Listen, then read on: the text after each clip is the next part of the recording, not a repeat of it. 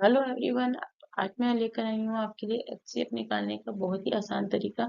हम कुछ रूल्स की बात करेंगे। अगर आप उन रूल्स को फॉलो करोगे तो आपका एचसीएफ क्वेश्चन देखते से ही निकल सकता है। ठीक है। तो फर्स्ट रूल क्या है? फर्स्ट रूल ये है कि मेरा अगर हमारे पास टू पेयर ऑफ नंबर्स हैं, अगर वन पेयर दूसरे का क्या है, फैक्टर है, तो जो स्मॉलेस्ट नंबर होगा वो हमारा क्या होगा, एचसीएफ होगा। जैसे कि फॉर एग्जाम्पल 4 and 16, राइट। तो जो 4 है वो 16 का क्या है, फैक्टर है, तो मेरा एचसीएफ क्या हो गया, 4। 3 and 72, right.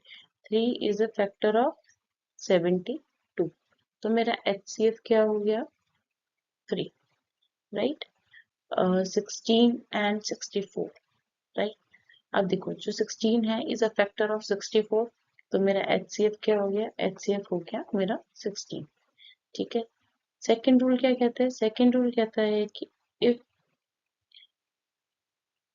Pair of number are prime, pair of number are prime, अगर मेरे पास कोई पेयर है और वो क्या है, प्राइम नंबर है, ठीक है, तो जो मेरा एचसीएफ होगा वो क्या होगा, 1 होगा।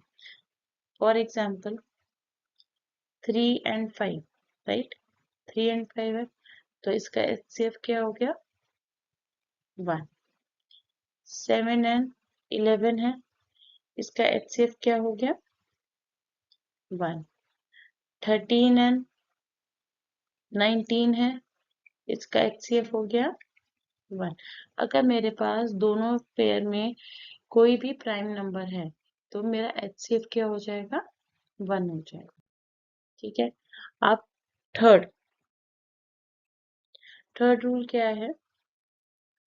If we have we have a pair of consecutive number, we have a pair of consecutive number, अगर मेरे पास कंसेक्यूटिव नंबर का पेयर है। अब कंसेक्यूटिव नंबर क्या बोलते हैं, जैसे 1 2 3 4, these are the consecutive number. 1 के बाद 2 आता है, 3 के बाद 4 आता है, 5 के बाद 6 आता है, तो these are consecutive number.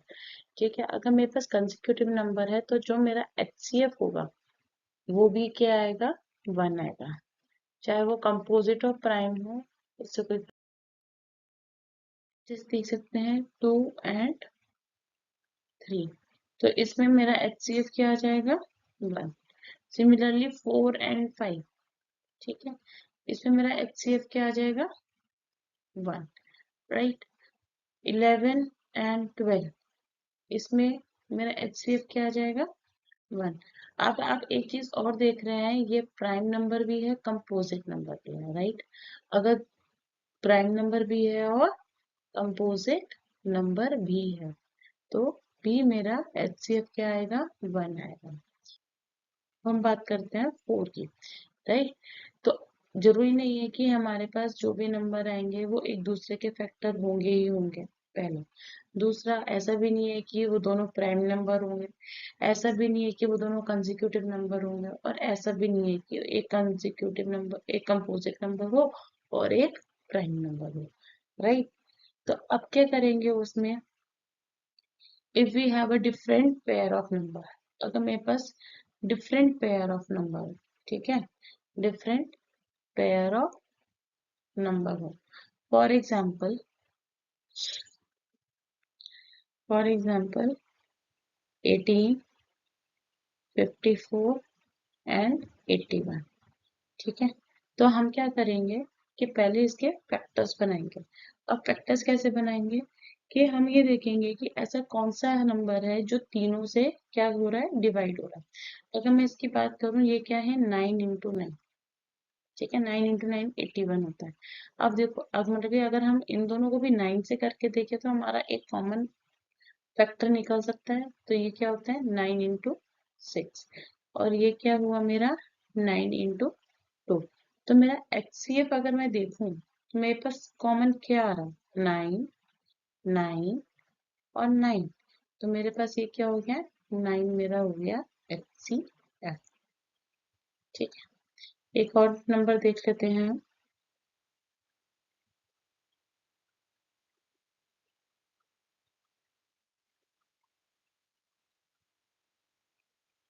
12 45 and 75। अब देखें 12, 45, 75 ऐसा कौन सा नंबर है जो तीनों की टेबल में आता है? That is 3। तो मैं 3 इंटू 4 लिख सकती हूँ। ये क्या हो सकता है? 3 इंटू 15 एंड 3 इंटू 25।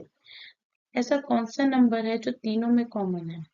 3 कॉमन है, 3 कॉमन है, 3 कॉमन है। तो मेरा HCF क्या आ गया है? मेरा HCF आ गया 70, 105। अब हम थर्ड क्वेश्चन देख रहे हैं 70, 105 एंड 175। ठीक है, तो अब हम ये देख सकते हैं कि ये जो तीनों नंबर हैं वो 5 से जा रहे हैं। काफी सिंपल है। तो मैंने क्या किया, 5 का फैक्टर बना दिया। 5 into 40, 5 into 21 and 5 into 35। Right, अब हम देखें 5 सब में कॉमन है तो HCF क्या हो गया? 5। अब इसमें एक चीज और है, अगर मैं इसको फर्दर डिवाइड करूँ 2 इंटू 7, 21 को फर्दर करूँ तो 3 इंटू 7 और 35 को करूँ तो 5 इंटू 7। राइट, अब हम देखें तो 7 भी हमारा क्या आ रहा है? कॉमन आ रहा है। 7 भी तीनों में क्या आ रहा है? कॉमन आ रहा है। तो हम 7 को भी लिख सकते हैं। तो मेरा आंसर आ गया 35।